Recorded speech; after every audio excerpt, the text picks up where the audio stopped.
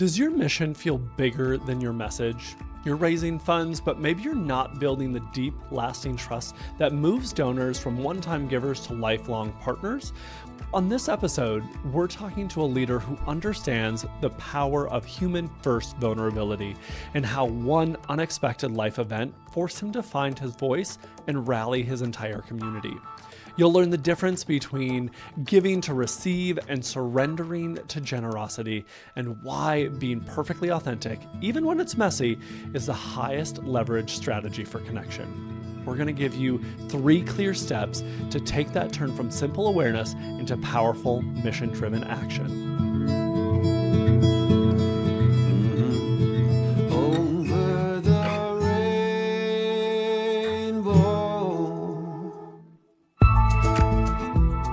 Kyle Gagner, welcome to Tellwell the podcast. Hey, Max. Glad to be here.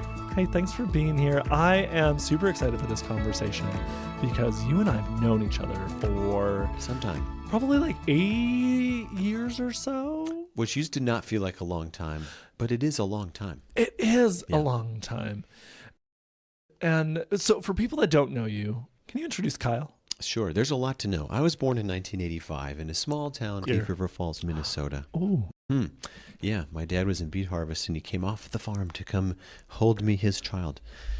Now, I grew up in Castleton, North Dakota, home of the Fighting Squirrels. I now live in Cavalier, North Dakota. I'm an insurance agent by day. I just recently started a public speaking platform. I'm a dad, a husband. I've got 4 kids. I help run a music festival. I love to ride a mountain bike. There's a lot about me that we can unpack here, but ultimately I'm just a dude. So those are the things that you do. But who are you? Because you have layers like an onion, but you won't make us, you might make us cry sometimes, but always in good ways and always for a good purpose. But like you love your community. Bro. You love Pembina County. Yeah. You love Pembina County more than anybody has ever loved a county in the history of counties. Man.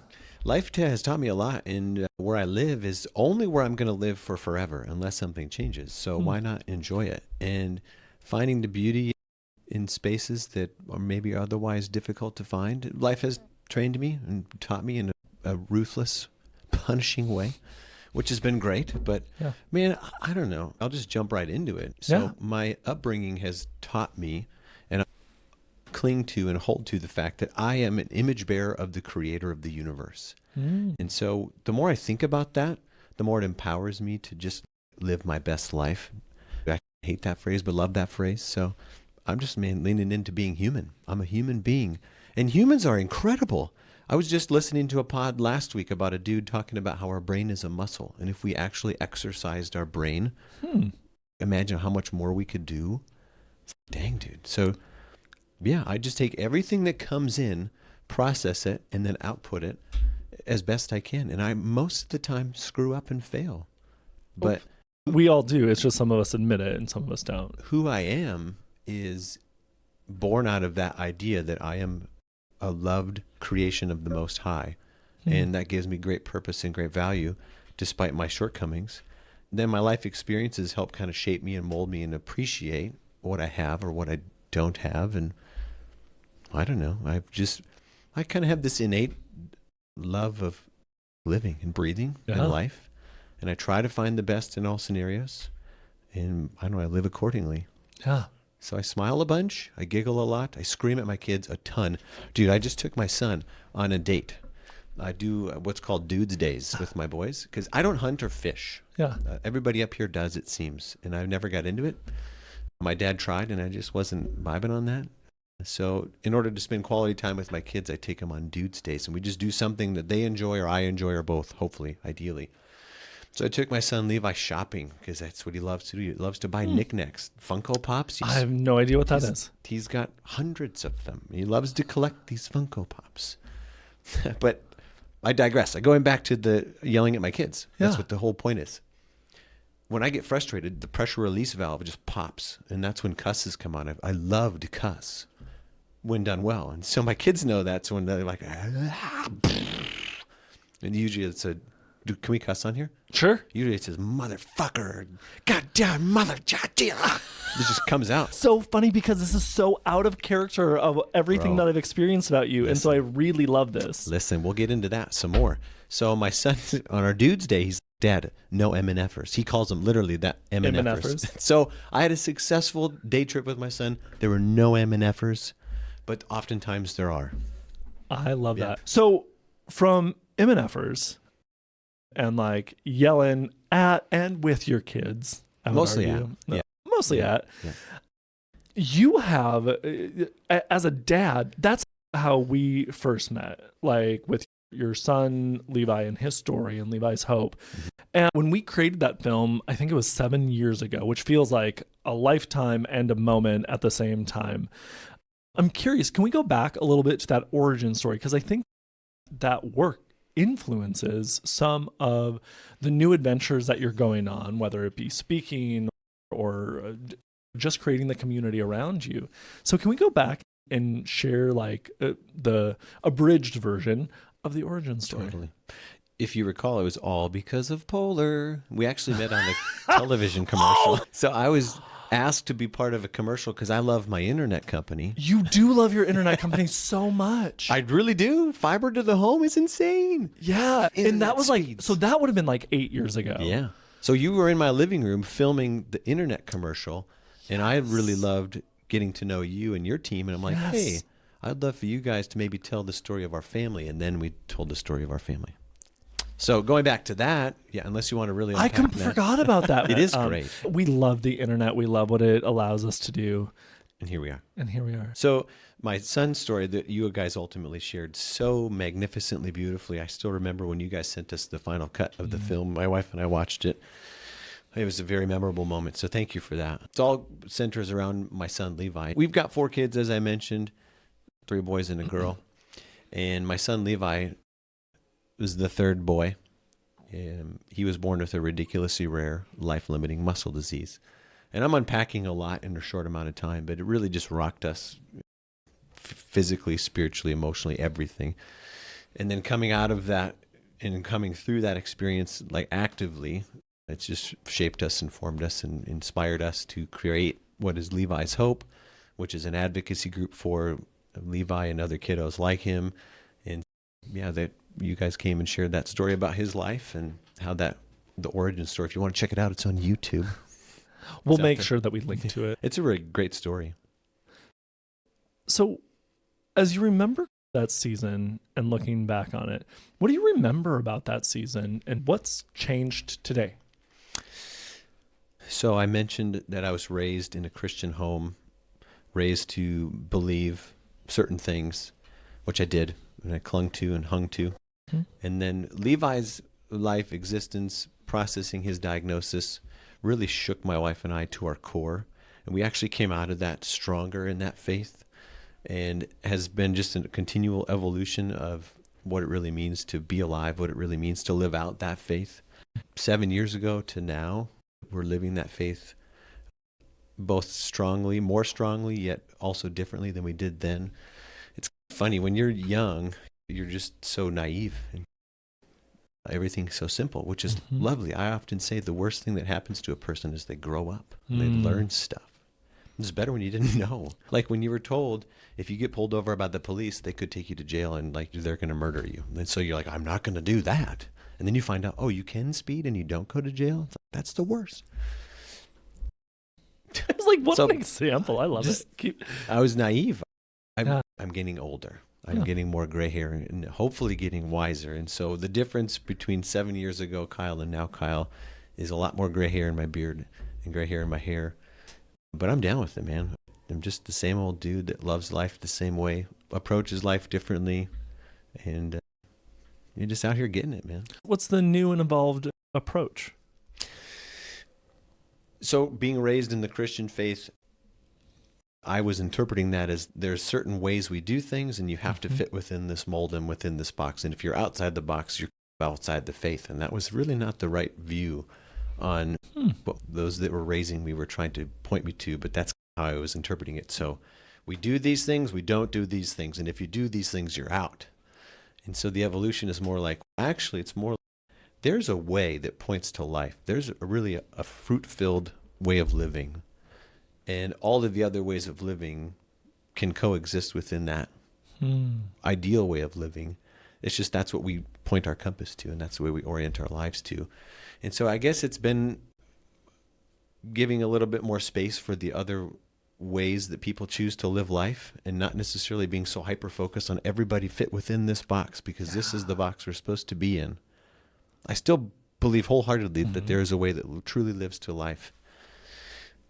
I'm just less concerned about making sure everyone's within this way, because I'm trying myself to get myself in this way and try to bring my kids up into the way. And so the evolution has been just maybe a little bit of a shift in focus and shift in perspective, all while still pointed to the same northern star, if you will.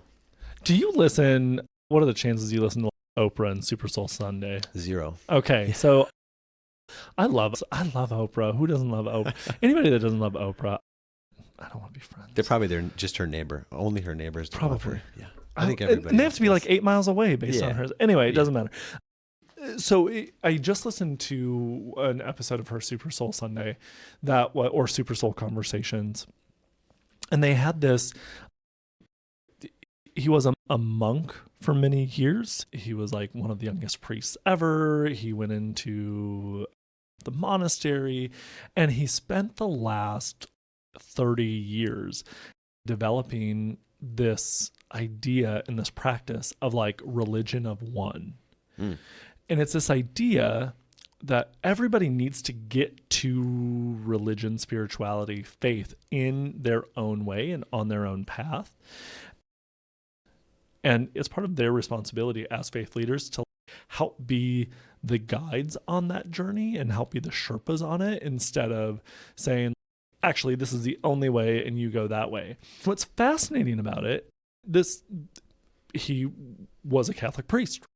Catholicism in general is there's a very specific way to do these things. And so Oprah had asked the question of, doesn't that mean you have to stray away from your faith in order to create a religion of one? And his point I found so fascinating, that he basically said, instead of it straying away, it actually makes that core foundation stronger, because when you're learning about all of the other ways to get to whatever the thing is, when you're learning about all these different things, you're now like critically thinking about what works, what doesn't work. What is my approach to this versus a blind follow? So I find that super interesting about like how you're coming to it and how you're almost like bringing others along the journey with you. Maybe I am, maybe I'm not, because I'm probably not the best leader or the best guide, but I do love what you said, that really it ends up strengthening what you were once protecting or afraid to lose because you would do the wrong thing. And that's really like what the scriptures point to is, man, we really need to like research what we're doing here. We really need to think through, we really need to just process why we believe what we believe and why we do what we do. And then it ultimately makes it stronger when you said it better than I did. Or that monk did. That monk did. Let's be real about that. Yeah, man, it's just a journey. And it's great. I'm so grateful to be on the journey. I love to ask questions. Speaking of the journey, and part of the Levi's Hope story, but also a big part of your story has been your love of community and how the community rallied around you and your family, and how your faith community has also done that. And so I'm curious, as you got to experience community in a really profound and powerful way, what are some moments that have stuck with you? I find it interesting. When we moved to Cavalier, we were transplants. In some ways, we still are. And you talk to old Cavalier, but you talk to old Cavalier, and there are the people that have grown up here and lived here forever, and then there's the people that moved in. And there seemed to be this great distinction. And those that were on the out were always on the out, and those that were on the in were always on the in. When we went through this family experience and this really traumatic experience for our family, we did not feel those lines of distinction. We very much felt like that community rallied around us. I've often stated it that we felt like our community gave us a proverbial hug. The whole town just squeezed us. Not physically, because North Dakotans don't touch. Absolutely not. We don't do that. You can't even look at someone in the eye. It's, oh my gosh. So no, they didn't do that. But the meal train, I was a big critic and cynic of the meal train. And turns out that's how people give hugs. They make you hot dish. And tremendous amount of people made us hot dish and casseroles. And what's really funny about that is when you're on a meal train on the receiving end and someone says, I'm going to bring you a meal on Tuesday at 6. And you're like, that's great. And they don't show up. It's super weird. What do you do? Do you call the person who's going to give you a generous gift and be like, yo, where's my gift at? You don't do that. You don't eat. What do you do? That's what I'm saying. Oh. You can't like start eating, because then when Betty shows up with her casserole and you're like, oh, sorry, Betty. You know what I'm saying? Yeah. Very weird. Very weird. And it happened a few times. Also, it just still very hug. Yeah. It was just a really funny side tangent about that. But man, the community, I think small towns crush it in that way, because that comment I made earlier, we're only going to live here for forever. Some people say that we feel stuck. Some people feel like we're never going to leave. Whatever you want to call that, communities just stick together. And that reveals itself the most when there's some form of trauma or some sort of scenario or situation where the community needs to rally around each other. And so we felt that in a tremendous way. It was amazing. Not just the community at large, but our faith community, our church congregation, people coming over to help, people coming over to cry. Some people did like to touch, and so we'd hug, which was nice. And it was great. It just really emboldened our love for community even more. And yeah, it was really special. Still is. So the thing that took you to that community is you've got this job where you're all about helping people protect their stuff and those types of things that matter, right? It's pretty practical. Mm-hmm. And now you're out speaking and leading conversations about your faith, about your story, and about connection. I'm curious, what pulled you in that direction? When I was young, I wanted to be a rock star. Ah. Yeah, I was a singer in a rapcore band. And then I hit puberty, and they kicked me out. So I started playing guitar. It's true. I'm really good friends with that guy now, so we're good. Yeah. Started playing guitar in a pop punk band and was convinced this is what I wanted to do with my life. I wanted to be a rock star. And then that changed. But I say that to say I've had this creative part of my mind, creative part of my brain, always firing, misfiring. And so wanting to do something creatively, protecting people and helping people is what I call an insurance agent, which is the least sexy job on the planet. And is in its own right creative. There's some creativity to it, but ultimately it's a pretty straightforward job, profession, career. I love it. It's great. I'm super grateful to be in this career, and I plan to do this for the rest of my life. But I still have this little creative piston in my brain that wants to fire every now and again. And so I've built up over 15 years this bank of ideas and skits and sketches and concepts. I'm like, how do I let this out? I'm not good at writing music. I tried that. I wrote the Pembina County song, which was actually pretty cool. Song. I don't know about incredible, but I love it. Pembina County, how I love thee. You're nestled in the northeast corner of the state. Here's the thing. Why I shouldn't know that song, but here's what I will tell you is the number of times that I've watched that and I've shared it with other people. Amazing. And so the moment that we hear it on the news, my roommate and I, Erica, we break out in Pembina County. It's so good. So give yourself some credit on that. Thank you. Creative piston. There's good people around me to help make that song great. But I went down that road. I'm like, I don't think I can do this. Yeah. Like for a long period of time, I can write little one-offs. That's fun.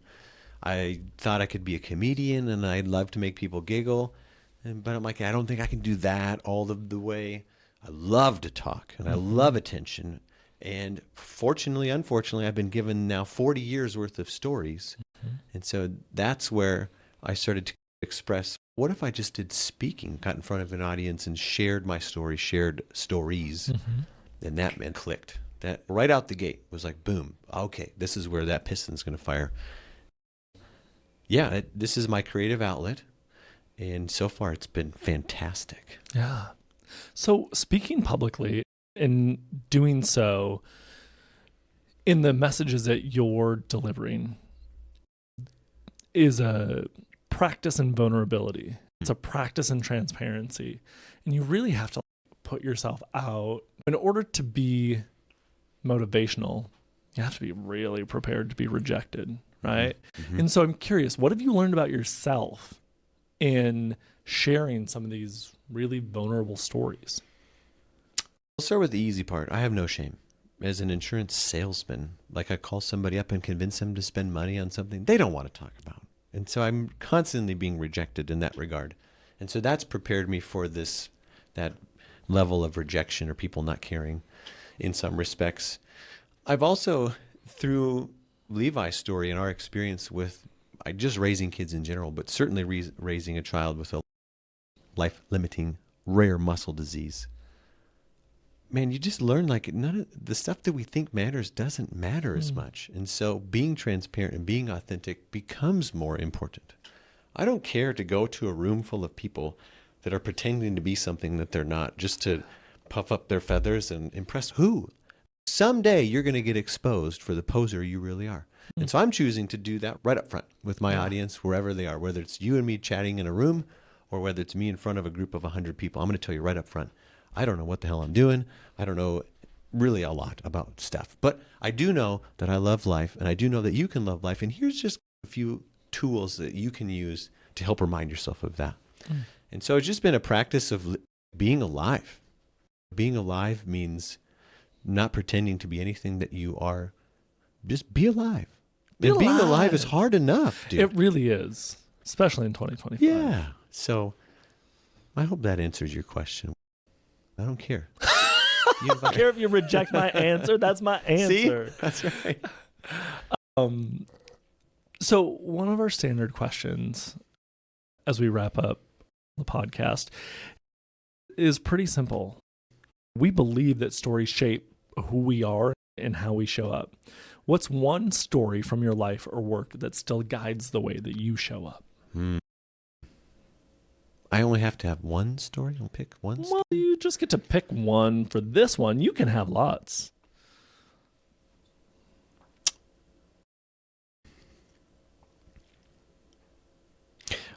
I think, and this is something I'm still workshopping through, but the realization that what we have now is built from the shoulders of people that have gone before us, and appreciating that, which then helps guide how we live our lives, knowing that we're building the future for the next generation. I think that's part of becoming 40. I just turned 40, and that's wild. Yeah. Like getting old, going over the hill. So when you're in your 20s, your 30s, you're just going like pedal to the metal. You're not really thinking about legacy and how you got there or where it's going. And now I think one driving force for me is just the realization of how did I get to where I am now?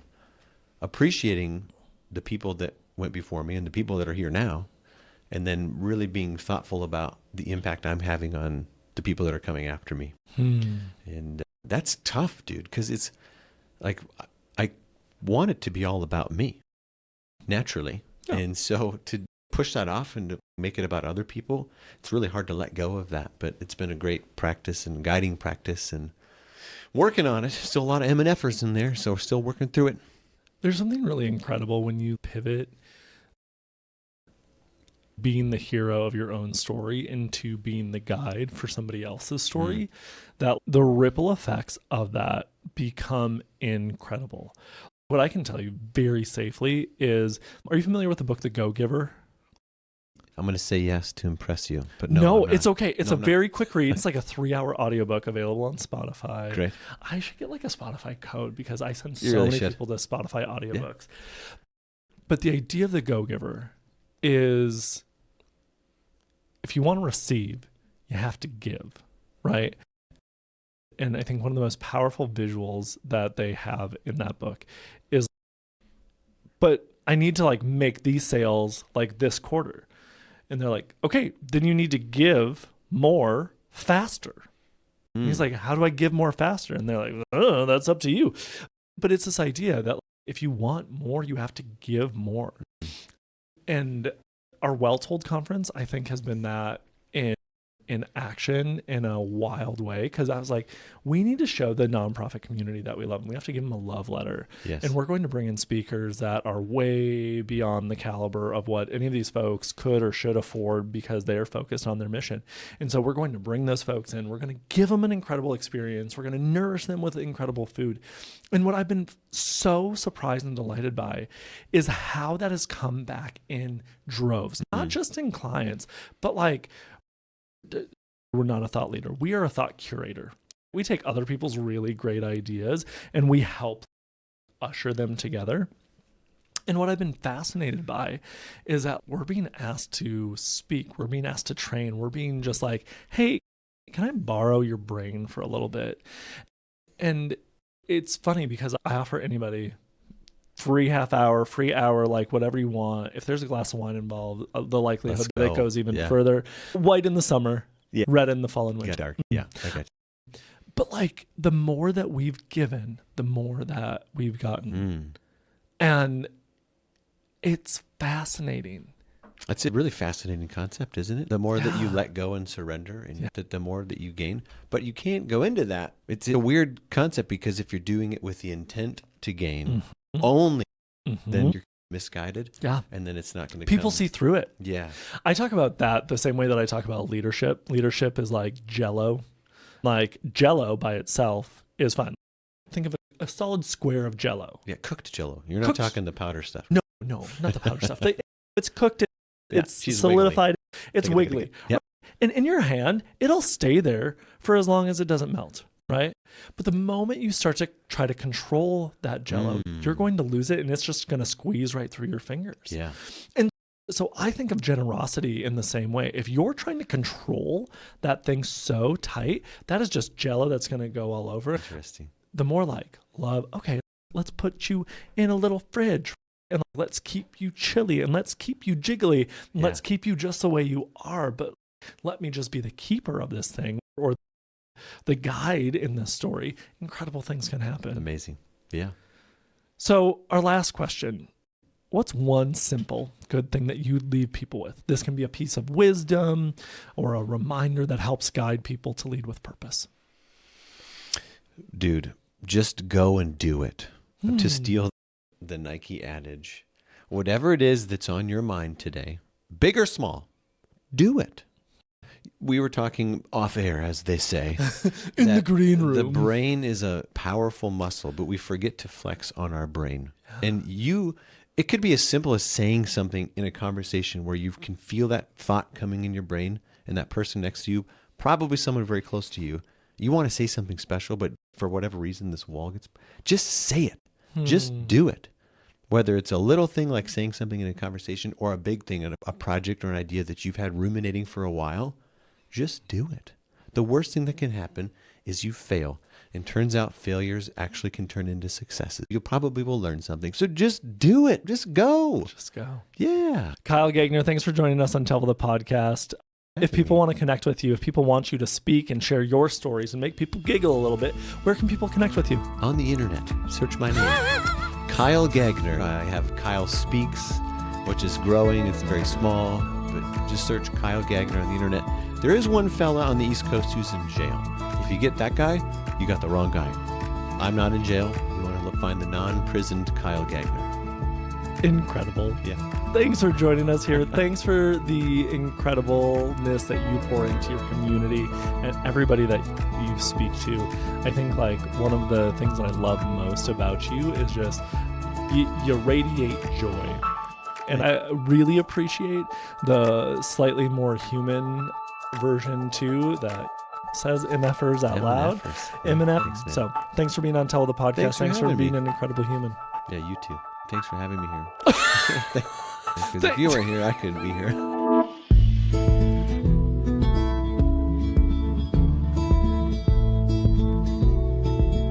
Thanks for spending some time with us today.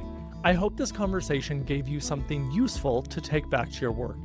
If you're looking for more resources on storytelling, strategy, and building communications that actually move people to action, head on over to WeTellWell.com. We've got guides, case stories, and plenty of ways to dig deeper. And if you're at a point where you're ready to get serious about clarifying your message or telling your story in a bigger way, Let's talk. You can book a planning call with our team right on the website. We'd love to hear what you're working on. One last thing. If this episode was helpful, share it with someone on your team or leave us a review. It really does help other mission-driven folks find the show. I'm Max Kringen. Thanks for listening to Tellwell the podcast. Now go tell your story well, because a well-told story can move your mission forward and change the world.